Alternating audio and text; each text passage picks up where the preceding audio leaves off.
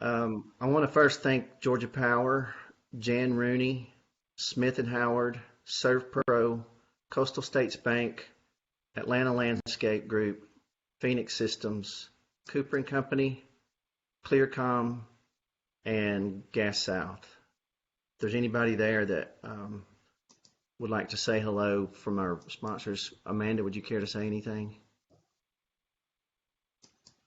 Thank you so much for giving us a chance to sponsor this. Cooper and Company is still actively busy and working hard to keep money funneling into Forsyth County, and we look forward for any opportunity for construction projects in the near future. Thank you. And Scott, you just want to say hello to everyone? Yeah, Scott from ServPro. We are busy keeping businesses clean and healthy. Thank you. Alan? Good afternoon, everybody. It's certainly not business as usual, and like everybody else on the call, we're figuring out a different way to get our job done. So a couple months from now, when we look back in the rearview mirror, I think we all will have a lot of new practices to share on how we conduct ourselves going forward. So we have been able to survive. We haven't laid anybody off. We helped a number of our clients work with their banks on getting government assistance loans through the CARE Act, and we're kind of taking it a day at a time. It's uncharted waters. We're just taking good notes, and we'll have some reflection time sometime soon. But clearly, it's very important to our firm to maintain organizations like the Forsyth Chamber that is a good connection point for many businesses to come together, whether you're in the business world, the nonprofit world, the government world, the arts and culture world. There's a lot of common denominators that we all need to share, and these kind of sessions are important to us, and that's why we will continue to be a strong sponsor. Thank you. Thanks for the speakers to come out and participate. We want to welcome everybody to the Chamber's Commercial Real Estate Roundtable. This is how we try to keep a connection with our local commercial realtors. As we move forward in economic recovery, a big question on everybody's mind is, what does recovery look like? We were looking for a conversation. We know from our perspective what it looks like right here in Forsyth County, but we wanted to know what it looks like broader.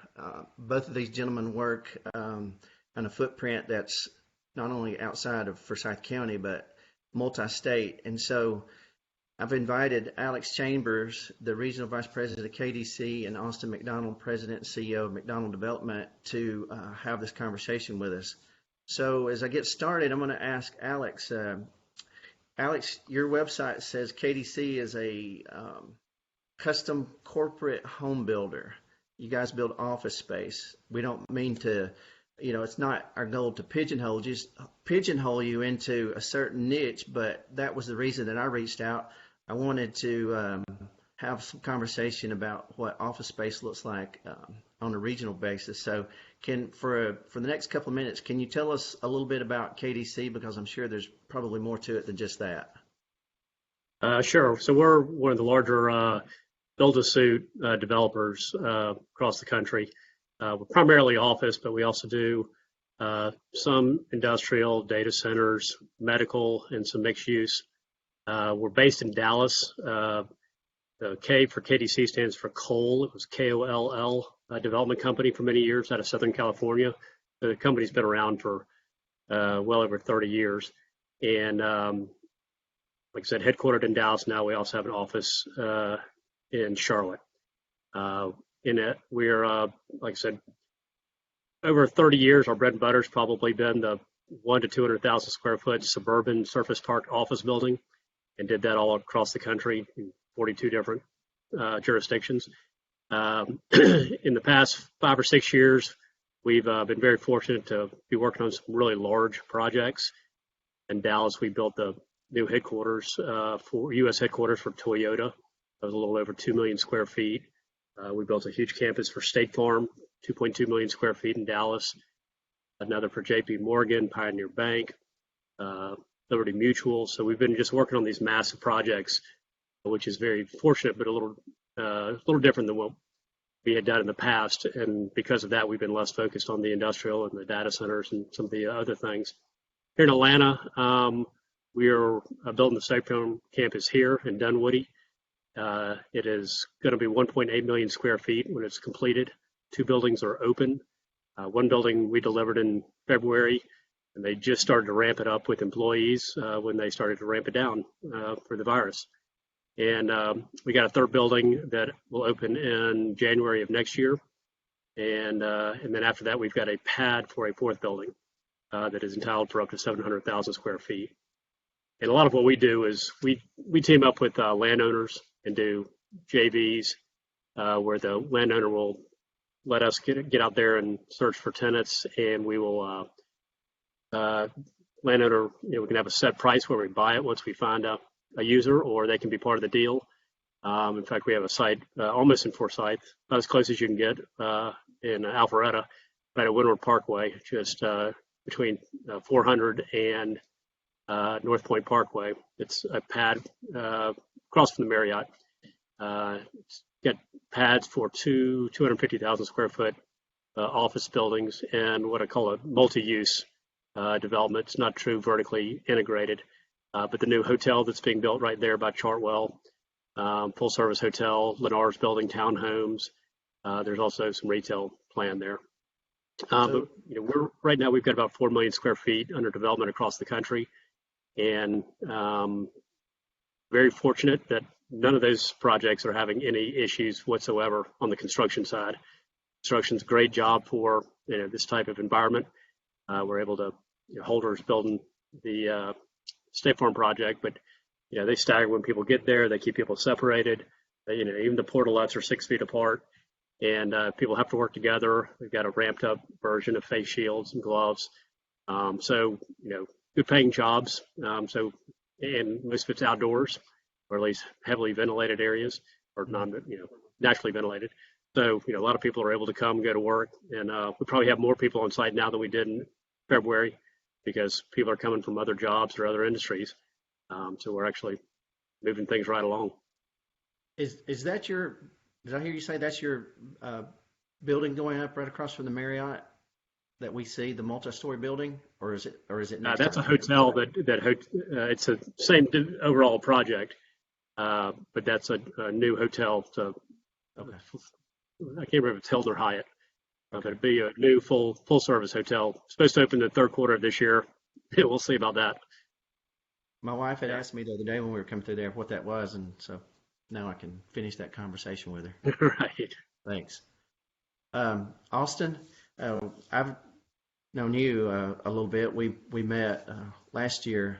You've been involved in the CID here in Forsyth, but you've also you've got several developments here, but you've also got one in development. But I know a little bit about it, but for the folks that may not, can you tell us a little bit about McDonald Development? Sure. First, appreciate you having me. We're a 30-year-old development company. I'm 2nd generation. My father started the company in 1988. We're based here in Atlanta, but we have offices in Charlotte, Orlando, and Atlanta. We focus pretty much exclusively on development of business parks and industrial distribution facilities. Currently in the Carolinas, Virginia, Georgia, Florida. We'll build generally between 1 million to 2 million square feet a year. Our bread and butter is 100 to 300,000 square foot buildings, generally multi-tenanted. They can be single-story office all the way up to bulk distribution, where you may only have less than 5% office in a building.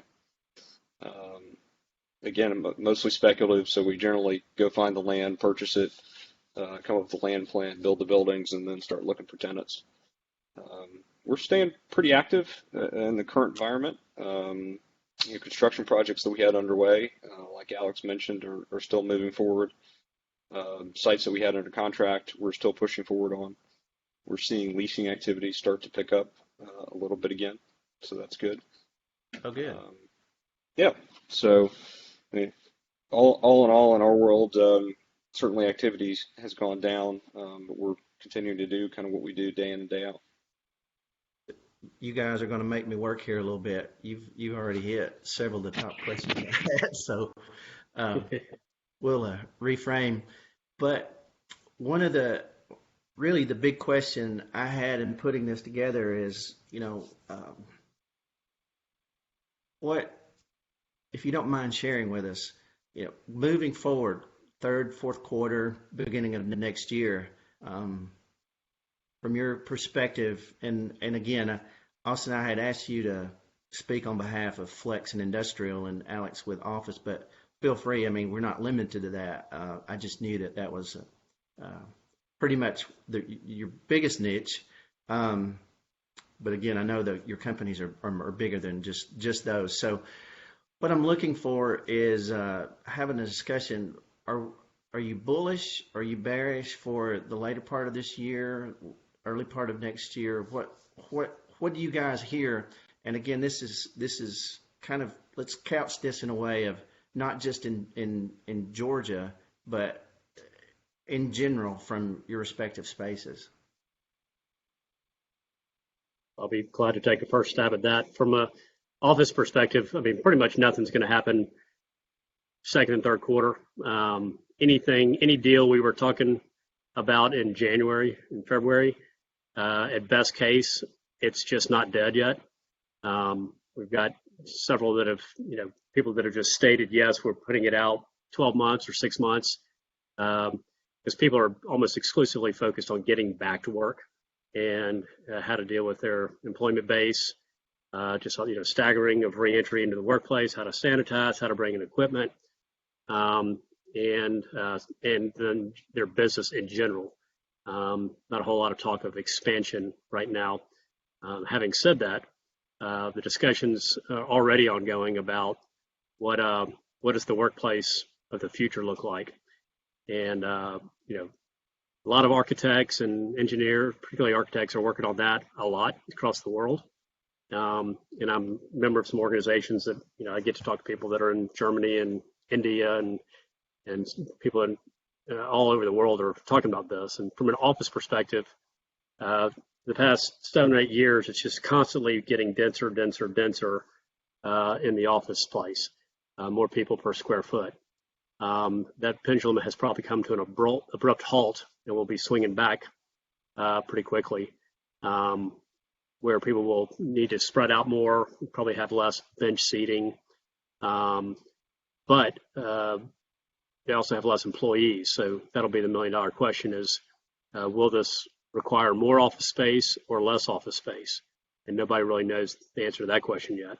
But whatever it is, the office space will look different because we've had, we might get past this pandemic, we got all planned for the next one. And so, we're hopeful that it'll be good for the Southeast and, the Sunbelt markets that we're in, primarily the Carolinas, Georgia, Texas, Arizona, Denver. People are trying to get out of, highly dense areas because if your employee base is stuck at home in New York City, they are probably all sitting in an apartment or very small, living quarters. If you're in Atlanta in the suburbs, you've got couple thousand square feet, maybe a little backyard. And so it's a whole different ballgame of just how to survive one of these things. So we're hoping that'll lead people back, out of the highly dense areas and less dense, but still major markets like Atlanta and Dallas, Charlotte. Austin, you want to take a stab at it from industrial side? Sure. We're expecting a little bit of a mixed bag. From one side of the spectrum, logistics, last mile delivery, which is all stuff that we cater to. We expect that to have a strong year. We expect banks to be interested in making loans on true industrial product. We don't see them making too many loans this year on retail, apartments, and to some extent office. So that side of our business we expect to pick up, and we actually are signing deals in those areas currently as people are trying to build out their logistics platform as they've had to rely more and more on direct-to-consumer deliveries as opposed to shipping to retailers. Somewhere in the middle, we think we're going to be okay as well with smaller deals that are distribution related, but also may have a sales office in them. We just think more and more things as it shifts out of a true office environment may get put into an industrial complex. And where we're a little concerned is the true, people I guess refer to as flex product, where you've got 25 to 50% office. A lot of times that tends to be smaller businesses We're not sure what the forecast for that looks like over the next several months. We think lending in that world may be a little tough as well. But for, I'd say, 75% of what we do related to industrial, we think this year it's going to end up actually being a pretty good year for us. We actually expect that development will pick up again at the end of the summer through the balance of the year. I had mentioned I have worked for a couple of years for a small developer of industrial properties, and so I have somewhat of a background in it. I know commercial deals are long in starting, but then once you break ground, it goes pretty quickly. My question is, do you see the fact that there's been this pause where everybody has been, even county, local governments have been just shut down? Will there be a hole in the market where deals weren't consummated or plans were in review and then just got stopped? Do you see that being an issue, or do you think the pace will pick back up? I personally think there's going to be less of those things submitted going forward, just because I think people are going to pull back a little bit on the projects they've got ongoing just to see what happens. We haven't had a lag really with any jurisdiction in getting plans approved through this. Most have adapted to, accepting them electronically. A lot of municipalities have gone to having private inspection companies handle the inspections for them, which is nice. So I don't anticipate, and this actually may help us, because one of our biggest challenges over the past couple of years, and Alex would probably, I would assume, say the same thing, is the amount of time it takes to get these projects entitled and permitted has just grown exponentially. Mm-hmm. And has really been a detriment to what we do in trying to get this product delivered for users quickly. So we're actually hoping the system may get cleared out a little bit and shorten the time frames to bringing projects to market. Gotcha. Yeah, So we're also hoping there basically- might be a little relief in the never-ending increase in construction pricing. It has just been going up for 7-8 years, and hopefully it'll at least plateau for a while, if not come down on some, pliers and materials needed. So what I hear you saying is, if the deal was, once you put a property on contract, time clock starts ticking. So if you were in that part of the deal, those projects are still moving forward. But if you were looking at projects maybe speculative, those may be put on hold. That's right. Is that fair to say? From our standpoint, if we haven't closed on something, we're trying to obtain some more time just to see how the landscape's going to shake out, and it's less from a market standpoint than for us right now, it's a debt issue. Right. Usually we have no problem getting debt with our track record. So industrial is generally a favored class of banks and others, but right now most of the lenders that I'm talking to, although we're not active out looking for a loan, but they're sitting on their hands and probably will be for the next at least 30 to 60 days.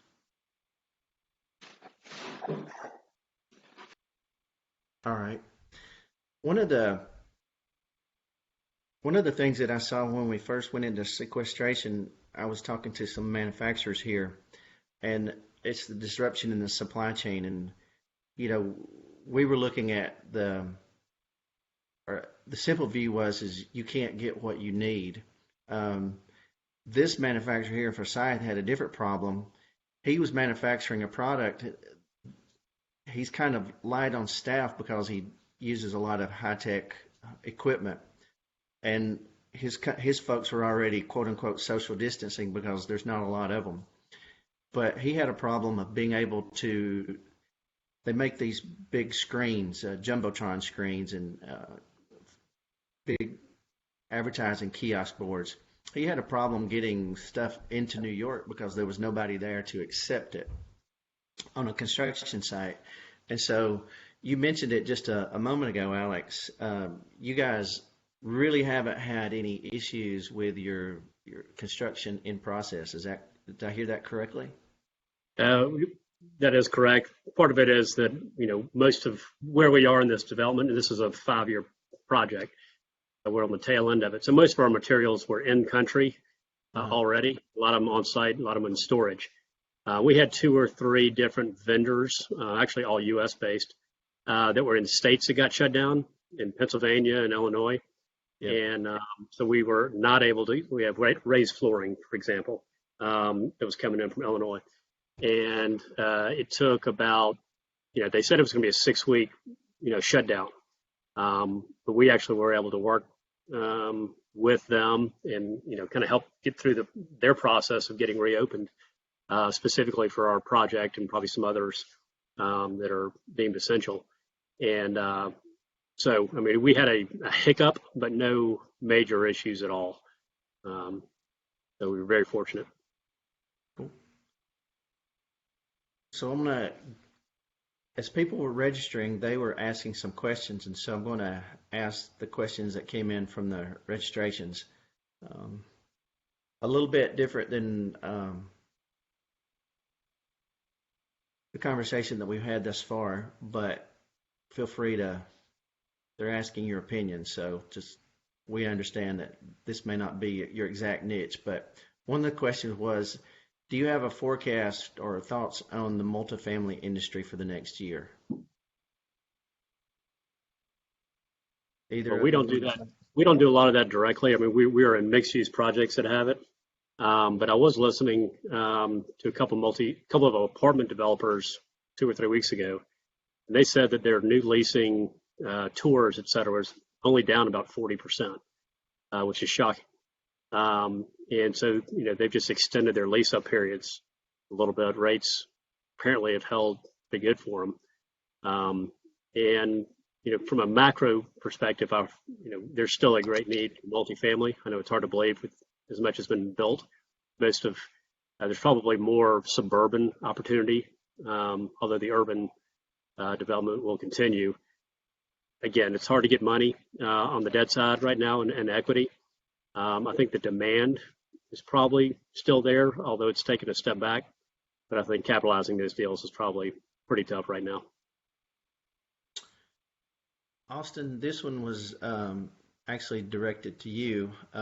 They wanted to know, do you see any pullbacks in lease rates and concessions coming? I think it's too early to tell. Right now, the activity we had prior to this happening has started to pick back up. I think construction will have slowed down, so I think there will be a little bit of a supply issue. How much there is, I don't know. I think the first 30 days that this happened, there was a rush from people that had deals in process to really kind of jam those home. So there were some pretty heavy concessions that may have gotten done during the worst. But I don't know, the signs I'm seeing right now and the amount of leasing activity we have still with a lot of places shut down is actually very promising. We're making several leases this week. One that popped up on Monday and they're signing today. I mean, very quick transaction. So I haven't seen, in our world yet, panic, if you will, from the landlord standpoint. Certainly the deal velocity is not as high as was prior to this, but I've not seen people starting to lower asking rates. I could see more free rent as far as concessions, but I don't see a dramatic decrease in asking rates or rates the deals get done at. As Alex alluded to, the projects that got finished recently were built with these high construction costs, and they were built under the assumptions of historically low cap rates. So there's not too much push and pull there. The cost has been sunk, and cap rates, if anything, are going up. So the yield expectations that people need to try to achieve should be where they were before. Well, both of you have hit on this a little bit in your earlier conversations, but I'll drill down a little bit more specific on it. But do you believe social distancing will become common for design and use of office space, and therefore square footage per person will be affected in the future? From an office perspective, yes. I mean, it's not going to go back to everybody has big private offices. Probably start with more cubes rather than bench seating, or people, adding heights to the existing cubes. But I think at least the trend of getting more and more dense is just stopped. And it's going to pull back because what people are going to do right now, at least out of the gate, is if you had 6 people at a bench, you're probably going to have 3, maybe 4 at most. So you just got to spread them out. They're going to handle that out of the gate with only bringing in 60% of your workforce on any given day type of thing. Mm-hmm. Which we'll see if that's a long-term trend. Not sure, but it'll definitely be changes in the design. Meeting rooms and collaboration space will be very interesting too, because I think at the end of the day, people want, we'll get past this pandemic, people will want to have meeting rooms again, et cetera, but they want to have a plan for the next one. And so these spaces might be built, conference rooms might be a little larger. They might have different glassed off areas. So we'll see. It'll be interesting. I've seen a lot of very interesting concepts right now, but nobody's really ready to pull the trigger on all that. They're just in a desperate, put a Band-Aid on it. Let's get people back into the office. It'll be interesting to me on how 2 trends that were happening in office are changed, if at all. One, companies that went to a hoteling model where you didn't have your own private space, that you came in every day and you got assigned a desk and that was your desk for the day. I know several big companies spent tens of millions of dollars changing their entire corporate structure around that. And then really? 2, the pretty big trend towards shared workspaces, the WeWorks, the World, and others, what's the net effect on them coming out of this? Are people comfortable, sharing ping pong tables on a regular basis and playing foosball together, I guess? Yeah. WeWorks has had a tough year. Yeah. Yeah, Scott, one thing that I will say that's kind of interesting, we've got about 45,000 square feet of retail at our State Farm project in Dunwoody. Mm-hmm. And our retail leasing activity has been greater in the last month than it was the year before that. Really? We've been signing, leases. And what we're really getting down to, the thing that's probably stopped a few of our leases that, or not stopped, but slowed, is how pandemic is now included in force majeure. Typically, force majeure provisions exclude monetary obligations. So, generally willing to include pandemic in terms of timing, things that have to be done by a certain date, but not for paying rent, because our lenders don't give us any relief on that. Unfortunately, that's specifically excluded from builder's risk insurance and from business interruption insurance. There were a couple of insurance products out last year that were for pandemics only. In March, it was a March product. They sold 0 policies. Nobody wanted them. So it'll be interesting to see how the insurance world covers this risk, and it'll take a couple of years for that to settle down and get priced out. It's interesting that you say that. I'm hosting another webinar in about a week and a half on that very specific thing, force majeure, insurance policies. What's because what we're doing right now with these webinars is trying to move into recovery, and that's a big question. Is people are having does your policy cover force majeure, and is it and I've invited these attorneys to come and actually have a conversation like this on that very thing. And I'm not so sure that what they were telling me is there's got to be a few test cases first before anybody really knows how that's going to play out. Well, ultimately, it'll probably end up just like the terrorism insurance, that the federal government will have to backstop it because it's just too big of a liability for anybody to insure, because if it hits one person, it hits everybody. So there is already federal legislation in the works for them to backstop that, so somebody can actually sell a product without bankruptcy risk. In my role, economic development, I specifically work with technology companies, and I've been on some calls this week about IoT, Internet of Things, where devices they feel like this scenario with the coronavirus is going to usher in, because these type of technologies, AI, but specifically the IoT devices, because that's what allows you to do touchless entries. And so I think that was part of where the question was going is, but you did say it, we're not really having conversations with architects right now about the next level of design on these buildings, but those kind of things are already in the marketplace, kind of at the end of the R&D design, but touchless entry, those kind of design features in the office and spaces of the future. All right, let's see. We got some questions coming in the chat room. Let me pull one of them up.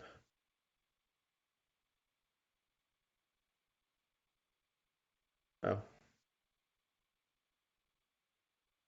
Yeah. Do you think this is the demise of cubicles? I don't think so. I don't think there'll be more cubicles.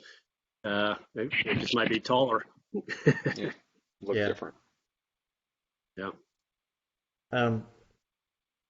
This is me ad-libbing, but what about air conditioning? I mean, that's been in the news a little bit, especially with the design of airplanes. And I'm not trying to take the conversation about airplanes, but refreshing the systems in buildings, office buildings.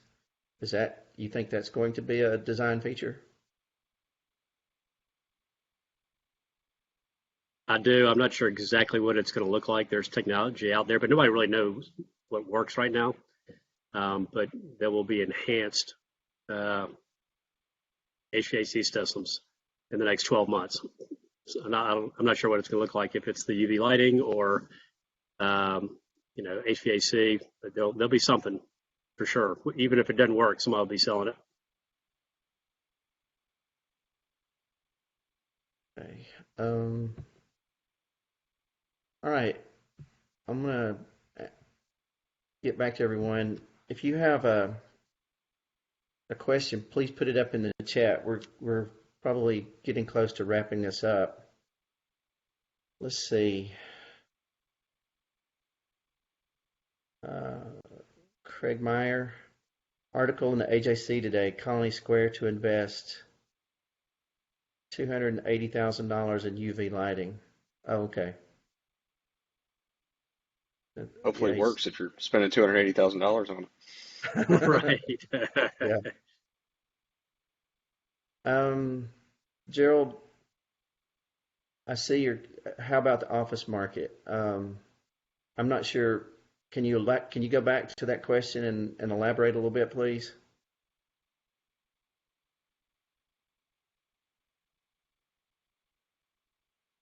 So let me ask this question, because this goes back to our beginning. With the other states that you're both in, how do you feel like Atlanta's recovery will be compared to those other states? And I realize that's somewhat of a loaded question, but we were really, really, all the fundamentals were strong, and it was almost like in 48 hours the world shut down. A lot of those factors are still in place. What are your thoughts compared to? I heard, you're out in Texas. How do we compare? How does Atlanta compare to some of the other states? Well, even starting with the change in the tax code a couple of years ago, a lot of the high tax states were looking at zero or low tax states, like Lance Bernstein going to Nashville. There's a lot of very high income earners suddenly paying zero income tax versus whatever it is in New York. So we're already, in Texas and the Sunbelt states, seeing Dallas is getting a ton from California. We've got less from the Northeast, as Charlotte and Atlanta. But I think that this will be one more piece of that puzzle to make us more attractive. In that, one, our state is fiscally sound, even though they might be a little aggressive coming back online. But we've got a huge relief fund, and we're trying to generate revenue again. and it's much more affordable. Like I said, people don't want to live through another pandemic in a 600 square foot apartment when you can go buy, a nice house, suburbs in Atlanta. And if this happens, you can work from home and you can, walk outside at night and make a burger. Yeah. So Gerald added more to his question for office space. So the only concessions we could expect for tenants is free rent. Are y'all offering free rent? Ours are build a suit, so we don't do free rent. I mean, it's a 15-year calculation. Yeah, so it's more of an Austin question. Yeah, we're not doing too many office deals, so we've got some single-story office product. We did a renewal actually last week with a major tenant. There was no concessions. Really? Mm-hmm. Somebody, Austin, had posed a question directly to you. They said they saw the master plan of your project off of Highway 9. How's that going?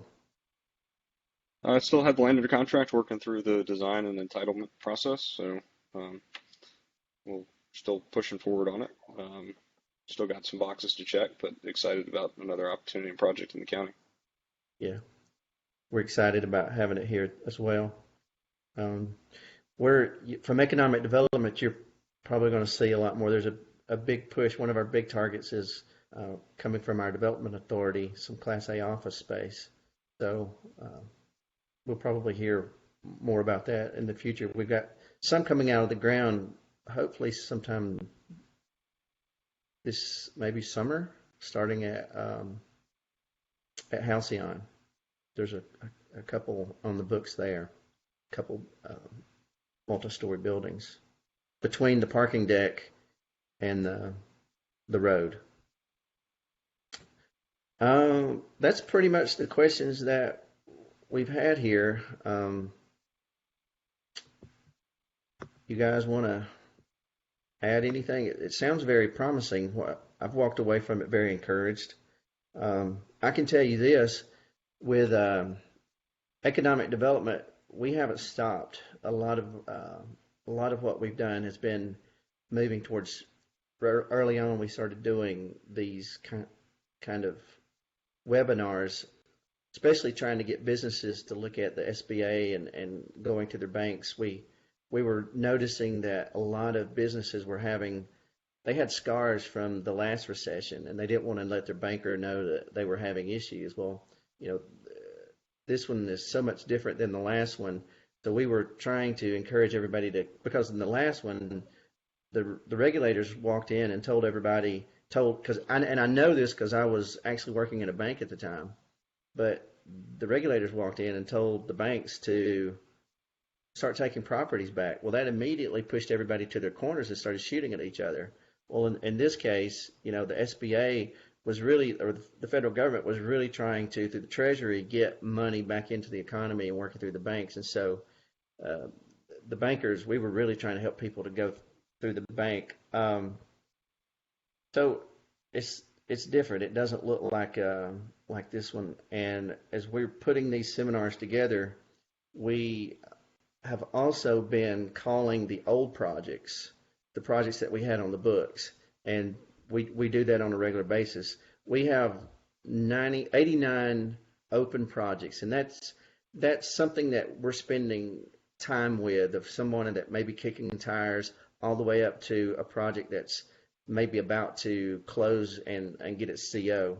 So in economic development, we have 98 projects. We're probably about 90% through of touching base with everybody in the last month. Not one of those have told us that they're pulling back. They may be in a deal where, they're going to postpone, but nobody has told us that the deal is actually off because, we're going under or anything like that. So everything that we know of that we were working before this happened is still moving forward. It may just be moving forward a little bit slowly. I do have one more question to come in. This is from Alan. How does the domestic and foreign supply chains look like for supplying building materials? We haven't seen an impact yet. We've got several tenants in Savannah that import a lot of product. Rolled steel was affected, but that was a tariff issue, late last year, earlier this year, that dried up. Port of Savannah's done the Georgia Port Authority has done a great job of keeping the port open and getting product through. I think certain industries have been hit, but we don't have anything specialized from a pure construction standpoint in our buildings that really has to get imported. So we're not seeing any disruption. And from my contacts that are logistics companies in Savannah, there's still a lot of product rolling in and out of that port. Good. Yeah, we see probably, well, we're at a stage in our project here that most of the stuff, like I said, was already on site, but hearing reports across some of our other projects that some of the low voltage lights, et cetera, coming in from China, that has been a problem because all those factories were shut down for a long time. But for the most part, people have, been able to keep up, and I don't know if that's because they already had inventory or what, but I hadn't heard huge supply issues along the way. I'm on the, it sounded like Austin was on the board up in Forsyth COD. I'm on the board of the Perimeter Community Improvement District, and we've pushed, because we have funds already, in the bank. We had all these projects we've been thinking about. We accelerated 18 projects throughout the Central Perimeter District because there's no traffic. And while we all used to spend a ton of money on police, in the morning and afternoon, we hadn't had to spend that for a month, and we've been able to quickly redeploy that money into some, hardscape projects. So we've been able to take advantage of it. I think the big 285-400 interchange project, it's helped them on their timing. I will say I'm a little nervous about funding for GDOT, over the next 4 or 5 years, if the state's going to really pull back on that when we finally were spending money on roads again. And that 400 express lane project, is one that I think is in good shape. The 285 project is probably pushed out 7 years. But, that's a couple of GDOT projects, affect us, affect pretty much everybody on this call. And that's one worry I do have with this crisis. Thank you for sharing that. Well, I think this wraps it up. Gentlemen, I appreciate you participating and sharing what you shared with us. Like I said, I'm very much encouraged by what I'm hearing. Thank you. But we're developers, so we have to be optimists. Well, like I said in the beginning, there's no roadmap for going forward. We just have to roll up our sleeves and get to it. Make the best decisions we can, and along the way we'll figure it out. That's the beautiful part about living in the country that we live in. We get to make those decisions, and freedom to be capitalists and move forward. Anyway, so I'm going to close out the meeting. Thank you both very much. We appreciate you guys. We appreciate the sponsors for making this happen. And again, we look forward to the next one, maybe next quarter. Take care. Right. Thanks. Thank you.